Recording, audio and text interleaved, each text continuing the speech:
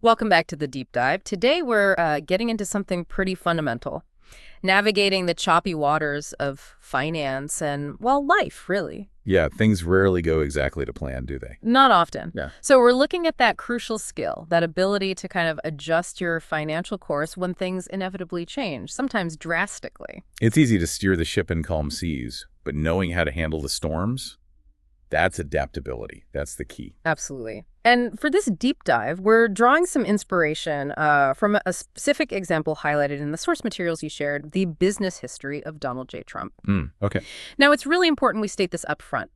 Our focus here is strictly on pulling out insights from the provided sources about his, let's say, documented ability to adapt and pivot after big financial hits and setbacks. Right. We're looking only at the business strategies and the resilience described in this specific material. Exactly. This isn't an endorsement of anything outside that narrow scope. We're treating it purely as a case study on strategic change and rebounding, based only on what these sources describe. Got it.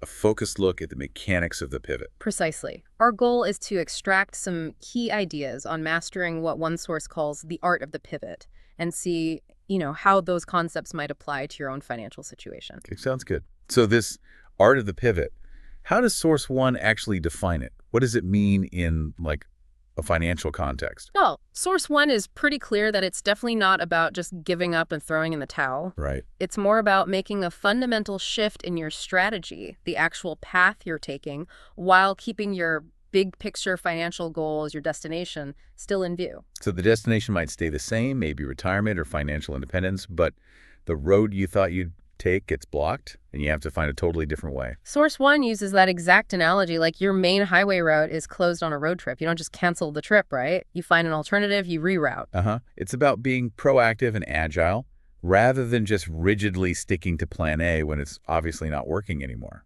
That adaptability. So that brings us to the big question. Why is this skill, this ability to pivot, so incredibly important? Well, the world keeps changing, doesn't it?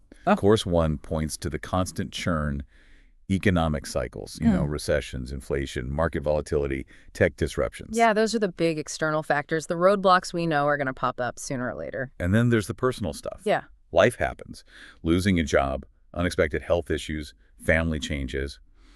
Even good things, like a sudden opportunity, might require a major financial shift. And Source One uses that business history we mentioned as a kind of a stark illustration of needing to adapt.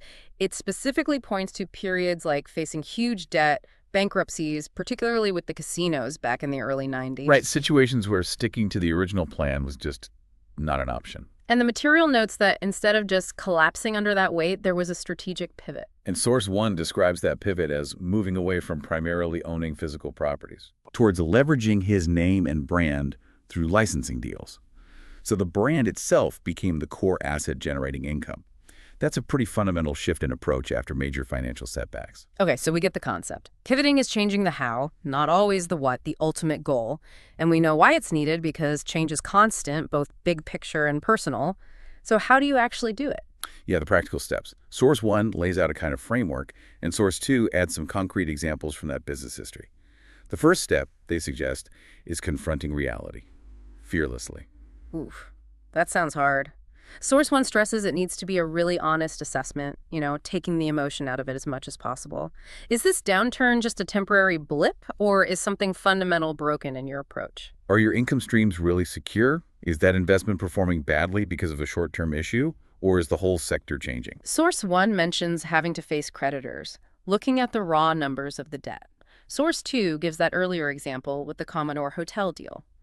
Assessing its state meant facing the grim reality of a failing hotel in what the source calls a dying city and a decaying neighborhood. You absolutely have to get the facts straight, look at the numbers, even if they're ugly, before you can figure out the next move. Okay, so you face the potentially grim reality. What's next, according to Source One? Redefining your new goals, or maybe adjusting your existing ones. Your big goal, say, that comfortable retirement might still be the target, but maybe the timeline has to shift, or the amount you need to save each month changes dramatically. Right. Or maybe your whole investment strategy needs a rethink based on this new reality you've uncovered. You need new short-term targets that align with the current situation. This connects back to that example from Source 1 after the casino issues. The goal wasn't just trying to keep running the same places the same way. The source describes a shift, focusing more on branding. The overall aim-building value, being successful in business, was still there, but the immediate targets and the methods changed. Okay, step 3, and this is often where people get stuck. Actively looking for opportunities within the crisis. Yeah, this feels counterintuitive, right? But Source 1 makes a strong case that challenges often create openings you wouldn't see otherwise. Like assets going on sale during a downturn. Exactly. Or maybe losing a job forces you, finally, to explore that entrepreneurial idea you've had simmering. The disruption itself creates potential. And Source 2 seems packed with examples of this kind of thinking. Buying distressed assets, like you said, the Commodore deal structure, getting an option with no immediate cash down, that minimizes risk while securing potential upside on a troubled property. Right. And Source 2 also mentions later buying back the West Side yards during a foreclosure, years after letting an initial option lapse, apparently at a much lower price. That's spotting opportunity in someone else's distress. Source 2 also talks about leveraging things others missed. Convincing sellers their property wasn't worth much, or showing the city the benefit of fixing the Commodore versus letting it rot. And those examples about Trump Tower using Bonwit Teller's need for that specific location to help get zoning, or negotiating for Tiffany's air rights because they wanted to protect their store's light and view, that's described as finding leverage points in complex situations. It's looking at a problem not just as a roadblock, but as, like, raw material for a different kind of solution. Okay, so face reality, redefine goals, find the opportunity. Source 1's fourth point, act decisively. Don't dither. Yeah, indecision can be fatal when you need to pivot. Once you've identified the new path, you have to act. Cut your losses on that bad investment, sell the underperforming asset, reallocate your funds, make that career change. Source 1 suggests that delaying often just makes the problem worse and the eventual pivot harder and more painful. And Source 2 offers glimpses of decisive action, deciding immediately to pursue the West Side yards after reading about it.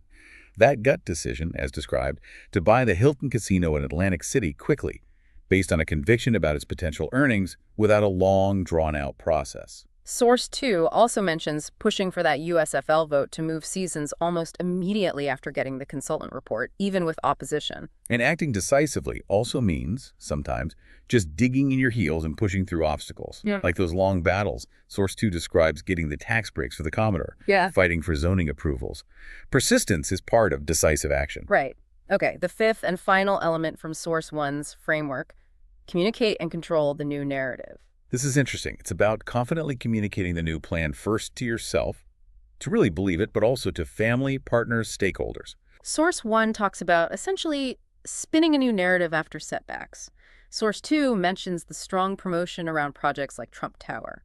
It's about building belief and momentum around the new direction. And Source 2 gives that interesting contrast with the USFL lawsuit, noting how the NFL apparently did a much better job managing the public relations, the narrative outside the courtroom, which impacted the whole situation. So that's the core framework from Source 1. But Source 2 adds a few other related tactics or themes, right? Definitely. Persistence comes up again and again. Those drawn-out fights over the convention center site, the tenant battles at 100 Central Park South, appealing the USFL verdict. And Source 2 makes that fascinating point about the tenant delay at 100 Central Park South, how losing that battle in the short term, delaying the project, actually coincided with a huge run-up in real estate values. So in hindsight, the delay made the project more profitable. Sometimes a setback forces a pause that works in your favor. Unintended consequences. Source 2 also emphasizes cost control, something reportedly learned from his father. Little things, like arguing with contractors over small sums, but also bringing in big projects like Trump Plaza Casino on budget, on time. Attention to detail on costs, and risk management too. We touched on the Commodore option structure. Source 2 also mentions using leases with options in Atlantic City initially, again, to limit the upfront financial risk before committing fully. And using trusted people, like family members. In key roles, his brother Robert in Atlantic City is mentioned as another way to manage operational and financial risks through loyalty and trust. Okay, so we have this framework from source one, bolstered by examples and tactics from source two's account of that business history.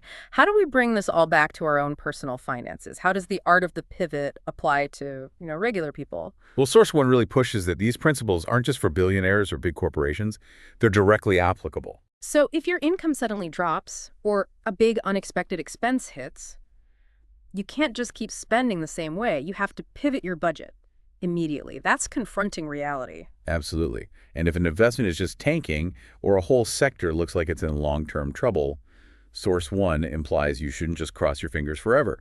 You need to review, maybe sell, reallocate. That's an investment pivot. Decisive action. Or if your job skills are becoming obsolete or your industry shrinking, maybe the pivot needed is a career one. Learning new skills, exploring different fields before you're forced to, finding opportunity in the challenge. Even managing debt. If your situation changes, maybe your repayment strategy needs to pivot too, focusing on high-interest debt first, or exploring consolidation. It's about adapting the plan. And Source One makes a great point that your emergency fund, that's basically your first pivot tool. It gives you the breathing room, the flexibility to make these shifts thoughtfully rather than out of sheer panic. It buys you time to make a strategic pivot, not just a reactive scramble. So really, at the heart of it, these ideas: honest self-assessment, looking for opportunity in adversity, acting decisively once you see the path, communicating your plan, managing risk. It's all about building financial resilience. Exactly. It's developing the skills and the mindset to handle the inevitable financial bumps and curves life throws at you. So mastering this art of the pivot, it's not about being perfect or never facing setbacks. It seems it's more about cultivating that resilience, that adaptability. Yeah, knowing you can adjust, you can overcome, and you can keep moving towards your goals, even if the path looks completely different than you originally imagined. It's about seeing those unexpected detours not just as problems, but maybe, just maybe, as routes to somewhere interesting, maybe even better. A different perspective. So a final thought for everyone listening. Thinking about your own financial life right now, is there one area, maybe one you've been avoiding, where you suspect you need to confront the current reality and start seriously considering a pivot? It's a powerful question to ask yourself. Where might a change in direction be needed? What would that pivot look like? Something to definitely reflect on.